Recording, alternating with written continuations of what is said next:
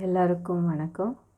இன்றைக்கி நம்ம செய்ய போகிற ரெசிபி பேர் முருங்கைக்காய் பொரிச்ச குழம்பு.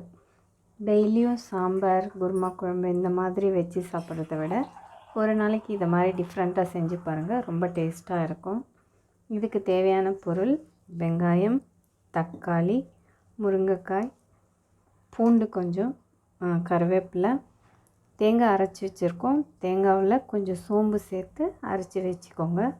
அதுக்கப்புறம் ஒரு நெல்லிக்காய் சைஸு புளி தண்ணி ஊற்றி கரைச்சி வச்சுருக்கோம். அது கூடவே மஞ்சத்தூள், மிளகாய் பொடி, உங்கள் காரத்துக்கு தகுந்த மாதிரி மிளகாய் பொடி, உப்பு போட்டு இந்த கரைச்சி வச்சுருக்கோம். அதுக்கப்புறம் தாளிக்கிறதுக்கு சோம்பும் ஜீரகமும் எடுத்து வச்சுருக்கோம். வாங்க எப்படி செய்யலான்னு பார்க்கலாம். இப்போது அடுப்பில் கடாய் வச்சு எண்ணெய் ஊற்றிக்கோங்க. இப்போ இதில் சோம்பு, ஜீரகம் இது கொஞ்சம் பொரியட்டும். இப்போ இது லைட்டாக பொரியும் போதே பூண்டு போட்டுக்கோங்க. அது கூடவே கருவேப்பிலை,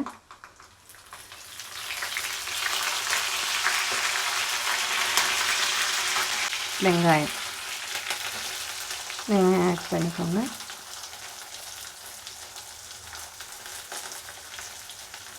இப்போ 2 வெங்காயம் எடுத்துருக்கோம். நாங்கள் மீடியம் சைஸ் 2 வெங்காயம் எடுத்துருக்கோம்.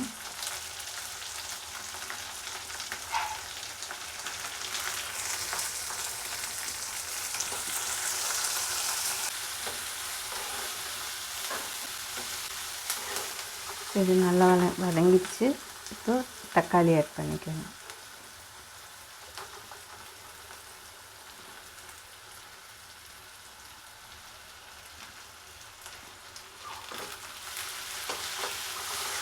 வதங்கட்டும். இப்போது இது கூடவே கொஞ்சம் உப்பு போட்டிங்கன்னா சீக்கிரம் வதங்கிடும்.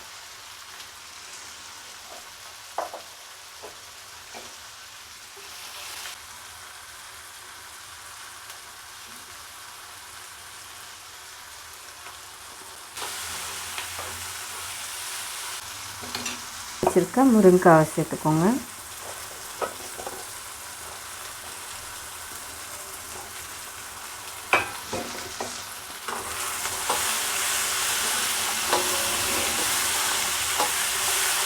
போட்டு கொஞ்சம் நல்லா வதக்கிட்டு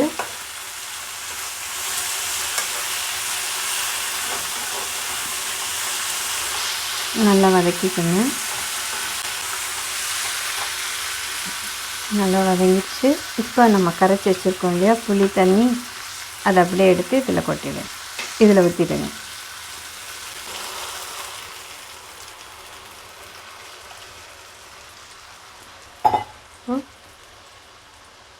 இது நல்லா கொதிக்கட்டும். முருங்கைக்காய் இதுலேயே நல்லா வேகணும். இப்போ இதை இது ஒரு தட்டு போட்டு மூடி வச்சுருங்க. உப்பு நம்ம புளி தண்ணியிலே போட்டு வச்சதுனால உப்பு எக்ஸ்ட்ரா இப்போ எதுவும் போட வேண்டாம். நம்ம புளி தண்ணியிலே கரைச்சி வச்சுருந்தோம். இப்போ பிளேட் போட்டு மூடி வச்சுருங்க. கொதிக்கட்டும்.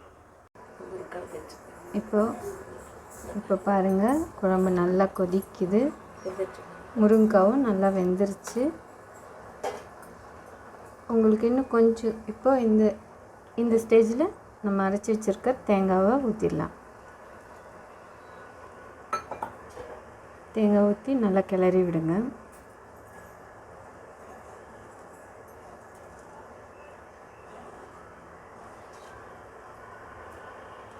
இப்போ தேங்காய் ஊற்றின பிறகு ரொம்ப கொதிக்க விட வேணாம். சும்மா ஒரு கொதி வந்தவுடனே அடுப்பு ஆஃப் பண்ணிட வேண்டியது.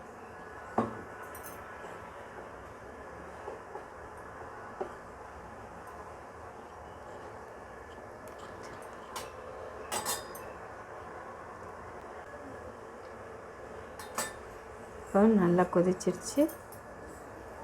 இப்போ ஸ்டவ் ஆஃப் பண்ணிக்கலாம்.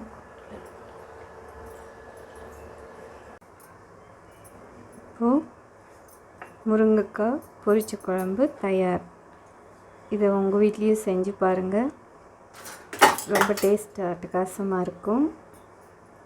செஞ்சு சாப்பிட்டு பாருங்கள். எங்களுக்கு கமெண்ட்ஸில் உங்களோட கருத்துக்களை பதிவு செய்யுங்க. ரொம்ப தேங்க்ஸ்.